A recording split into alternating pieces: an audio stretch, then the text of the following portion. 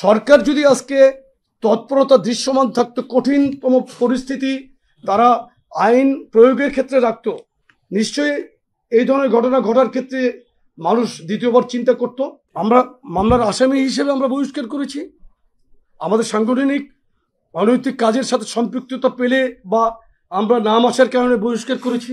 আমরা তো যতটুকু খবর নিয়েছি এখানে পরিচিত আমাদের দল করে এরকম কেউ নাই।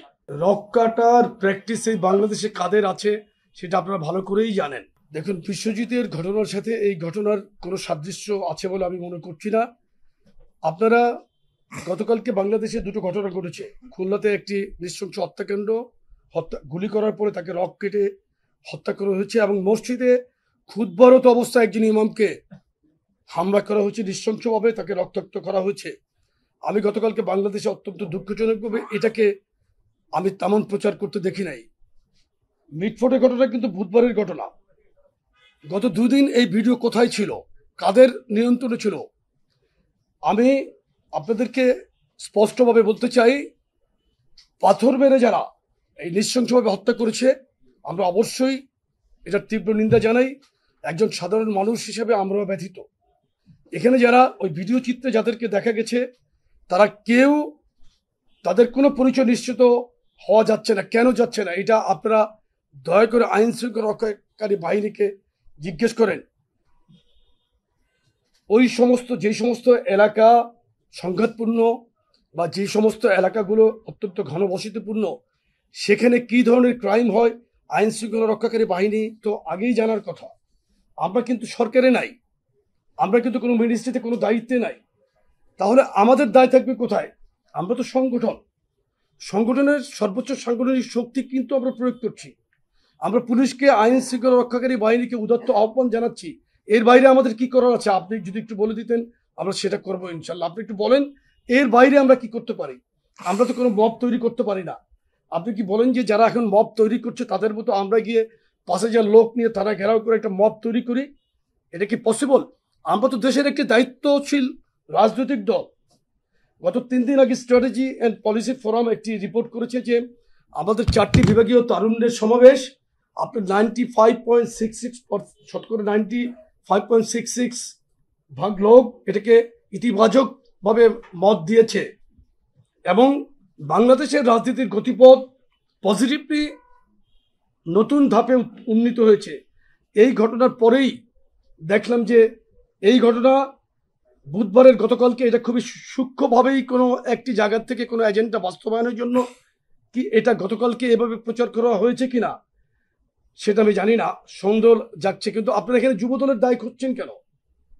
পরিবার আজকে বলছে যে 3 জনকে আসামির তালিকা থেকে বাদ দিয়ে বাদীর মেয়ে আজকে বলেছে, চ্যানেল 24-এ আমরা দেখেছি ভিডিও ফুটেজটা, আপনারা দেখবেন যে ওখানে বলেছে নতুন 3 জনকে, নিরাপরাধ 3 জনকে এই মামলা আসামি করা হয়েছে। এটা কারা করলো?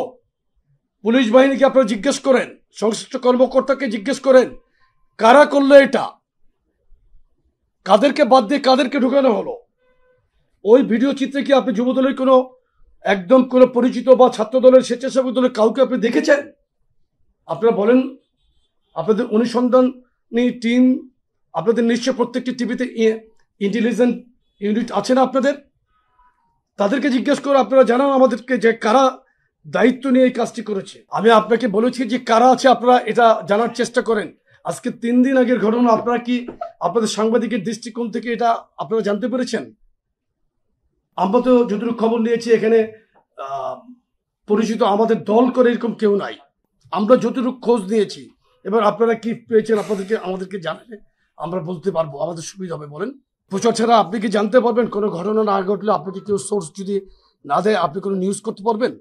তা আমরা কিভাবে, আমরা জানার পরেই তো ব্যবস্থা নিব না? ঘটনার আগে মানে সম্ভাব্য ব্যবস্থা নিব, এটা কিভাবে নিব বলেন তো? আপনি আমাকে একটু বলেন, এটা আপনি বলেন তো। ঘটনা ঘটার পর ব্যবস্থা না নিয়ে কি ঘটনা ঘটার আগে নিব?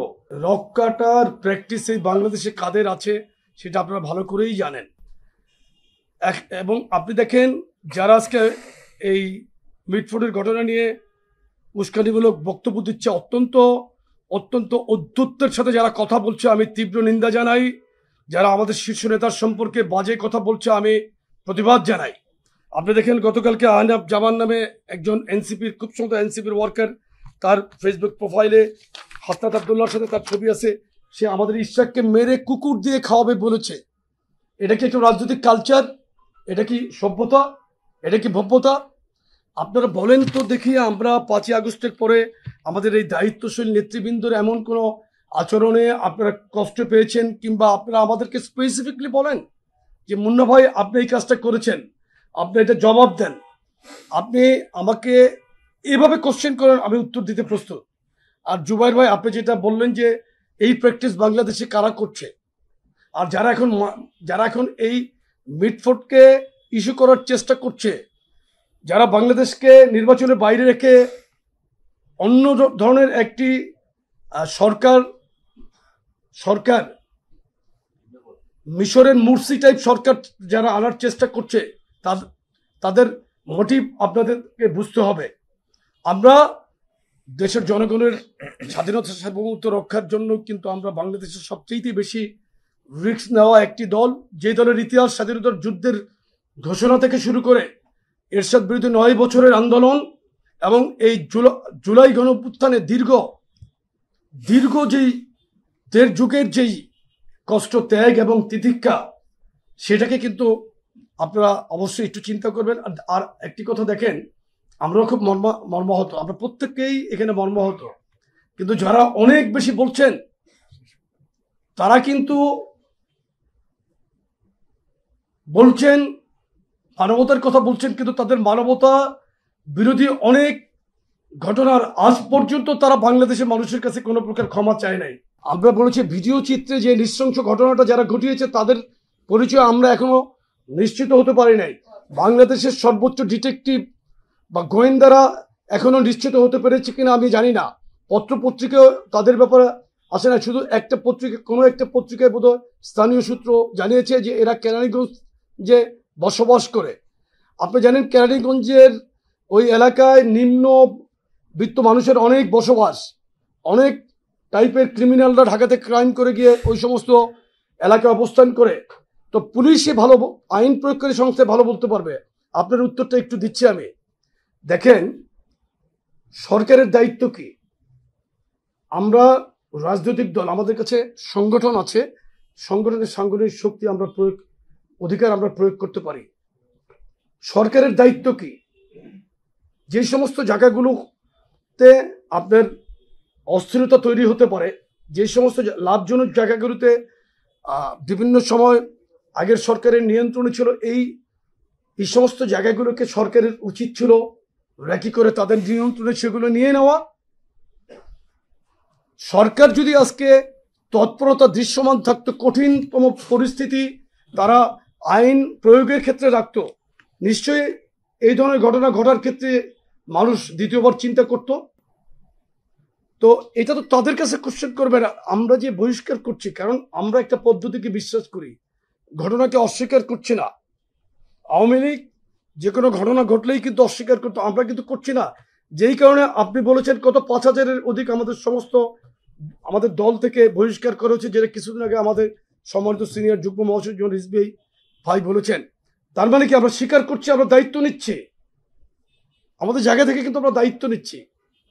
আমরা আমাদের সর্বোচ্চ যেটা সক্ষমতা বা ক্ষমতা প্রয়োগের সাংগঠনিক, সেটা আমরা করব ইনশাল্লাহ। বাংলাদেশের জনগণের পাশে থাকার জন্য আমরা রাজনীতি করছি, এবং ভারপ্রাপ্ত চেয়ারম্যান জনাব তারেক রহমান উনি খুবই জিরো টলারেন্স, কিন্তু অন্যায়কারীকে কোনো ছাড় দেওয়ার ক্ষেত্রে উনি জিরো টলারেন্স দেখাচ্ছে। দেখেন, আমি প্রত্যেকদিন সকালে ঘুম থেকে উঠে আগে আমার ফেসবুকটা চেক করি যে চেয়ারম্যান মহোদয়ের কোনো ইনস্ট্রাকশন থাকে কিনা, কোনো নিউজ আমাদেরকে পাঠাই। উনি কিন্তু আমাদেরকে অনেক নিউজ পাঠান, এগুলো আমার সাথে সাথে দেখি, তদন্ত টিম করি, আমরা খোঁজ নেই। আমরা কোনো এলাকায় কোনো ঘটনা ঘটলে সংশ্লিষ্ট জেলার এসপির সাথে কথা বলি, ওসিদের সাথে পর্যন্ত কথা বলি। এর বাইরে আমাদের কি করার আছে আপনারা বলেন?